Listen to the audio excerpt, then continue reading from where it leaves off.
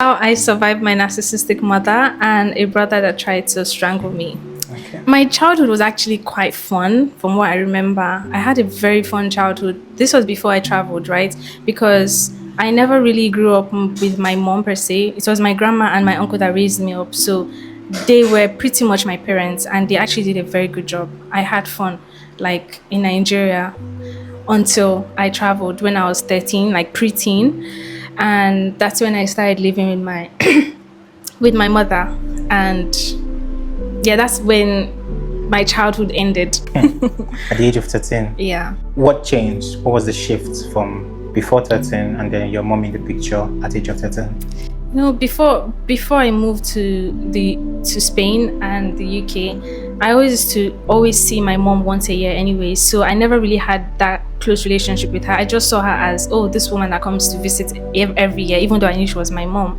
Until I started living with her, then I now realized that she is not the angel that I used to see her as. I literally used to look up to her, and I think I now saw a very controlling side of her, and I think she just tried so desperately to dim my lights and abuse me constantly, control me, isolate me. I literally was not allowed to have friends. I was not allowed to go out. I know that they're like parents consider this strict parenting and all, but was there a reason behind her being that strict to you?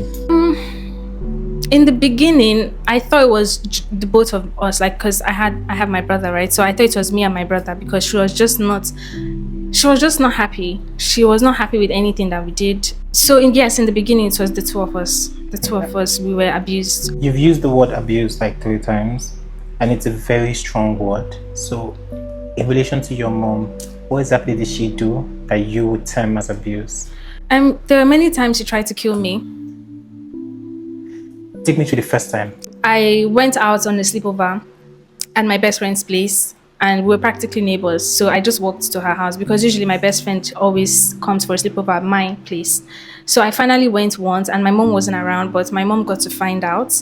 And you know how I told you that she didn't want me to have friends. She isolated me. So I think when she realized that I went for a sleepover, I think the veil literally, it came out, and she was so like verbally, psychologically, and physically abusive towards me. She would tell me how much she wants to kill me and how much she wishes I died in the streets, and she would be happy to see it. And she would do this for months. And I would cry and beg her that let's literally go to this friend's house so that I can like vindicate myself and prove to her that I'm not the person she thinks I am, because she actually said I was a prostitute. She said I slept around. At what age? I was 14, 15, around that time. And she just kept telling me that I'm just going out to sleep with men. And I was cheap, like, and she would compare her private parts with mine. And she just kept doing this for months. And I was begging her, like, I really want to vindicate myself. Let's go to this said friend's house, so that, because her mom was also there when I was at the sleepover, and her mom would be there when we go, so that at least I can be free from this. So that you're not lying. Yeah, like you're not doing something. Yes. else. So we went there finally, and I was so happy. I was thinking this is the day of my liberation, and I got there and. At first, I was thinking she was going to ask the mom, because she found the mom. I was like, perfect, even better, right? I was thinking she was going to ask the mom, oh, did she come to your house for a sleepover? She didn't even ask. She went there for a different agenda. She went there to ridicule me, to humiliate me, and to basically tell this woman how horrible of a daughter I was to her, and how I was a prostitute, and how, like, I am the worst thing on this earth that ever happened to her. And I literally was there in shock and in tears. I was in so much shock. Like, I thought I was getting vindicated. And you know the funny thing, it was my friend's mother that was defending me in front of my mom. She defended me so much that my mom literally left the house in rage. When we left, she stormed out, and we went together. And on our way home, she literally was telling me that once I get home, I'm going to kill you. Like, I'm literally going to, because this is enough, right? And I was like, so indeed I was scared. And then I got home, and then she told me to stay and wait in the living room, and I was crying. And then she went to get something, and I thought, and immediately I was like, what could she be going to get? And I remember my brother was in his room, and there was a no closing door policy in the house, so our doors were always open. So I quickly ran to my brother and I think I was 15, right, at that time. I called him. I was like begging him, like, I don't know what my mom is trying to do. She said that she threatened to kill me. I genuinely don't know what she's about to do, but please just come and stand and just like try and stop her in case she was going to do anything. And he just dismissed me. He was like, leave, she's not going to do anything. So I had to go back to the living room to wait, and I was literally scared for my life, right? So she actually went to go grab a blade to cut me, and I was begging and crying, please don't. And I don't know, all of a sudden she just changed her mind and she just stormed into her room. Did your brother come out? Because it's an open door policy, so obviously your brother could hear the conversation. Yeah, of course, yeah. Did he at any point come out to like intervene or even find out what was happening? No. Is that your elder brother? Yeah. And that was the first time she actually took the threat seriously. Yeah. So what happened afterwards? The abuse continued. I think it didn't stop her from slut shaming me. It didn't stop her from calling me a prostitute. A 15-year-old child. Yes. Even before we got to this house, my friend's house, to vindicate myself, she actually said she booked a doctor's appointment to check if I was a virgin. Yes, she told me the dates. She gave me the receipt. She was like, this is the doctor's appointment. I don't know if it was true or not, just trying to scare me.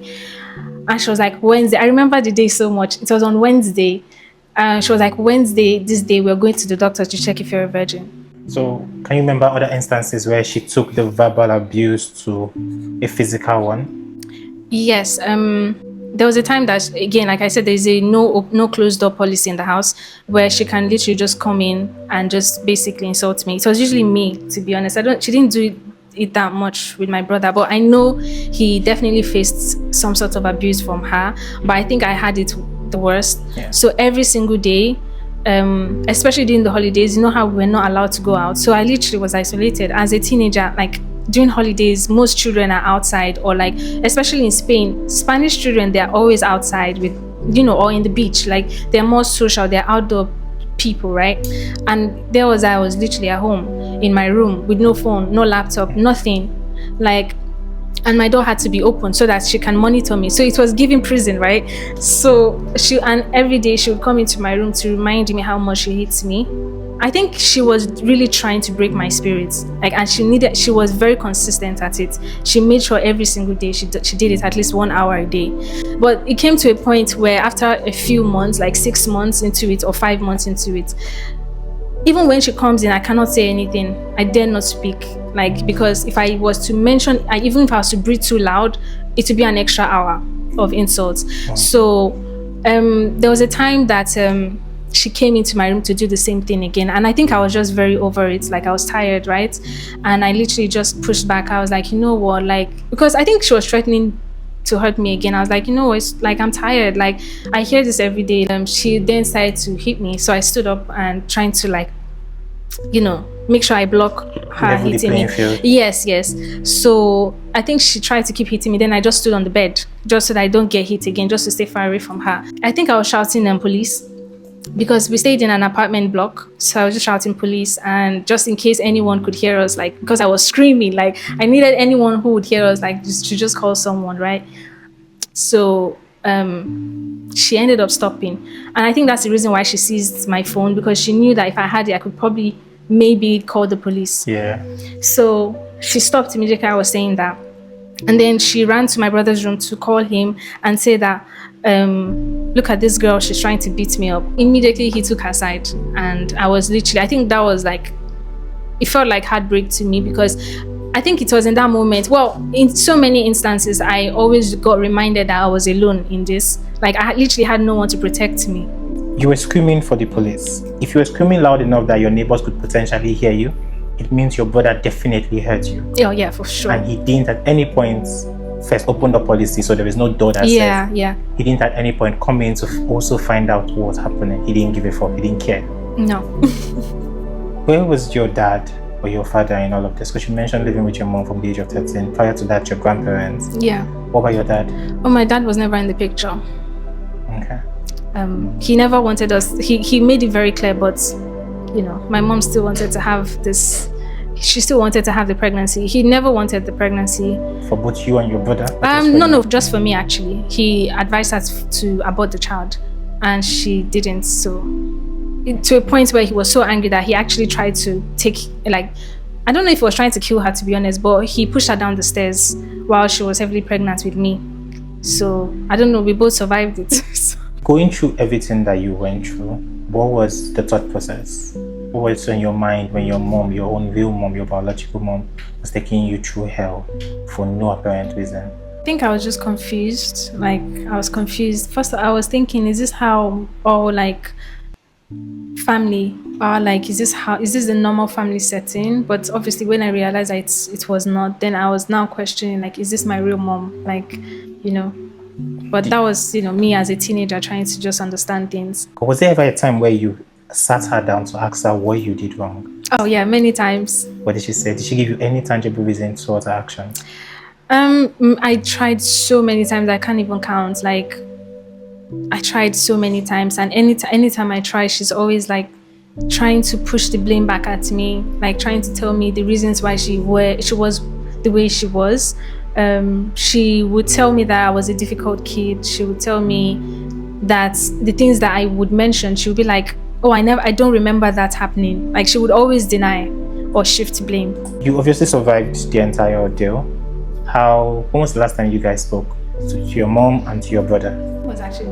It's been recent, Okay. I think it's been 2 months ago. 2 months ago.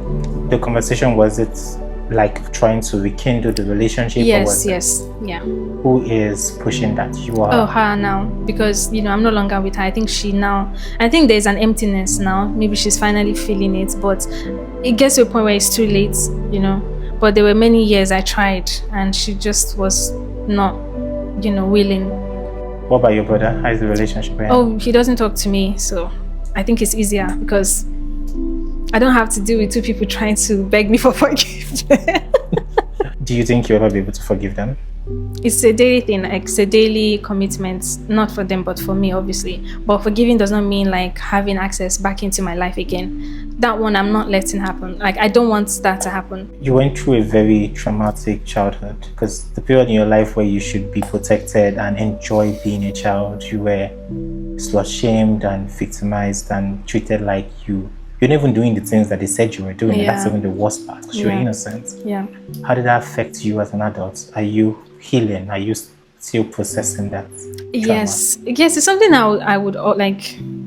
I processed it a lot, and that is why I'm very like I guess very self-aware, because I would always watch like what I am doing. I would ask myself, is this from trauma or is this just my personality?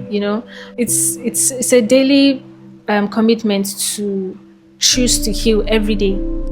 Out of curiosity, did you leave the UK to get away from her? Because you're back to Nigeria now. It's different reasons. Yes, I think I was just pulled like through my intuition. Like, I just wanted to try Nigeria, and obviously because of her as well. But I don't think she's like a sole reason why I left, because obviously she's part of the reason, but not the main reason.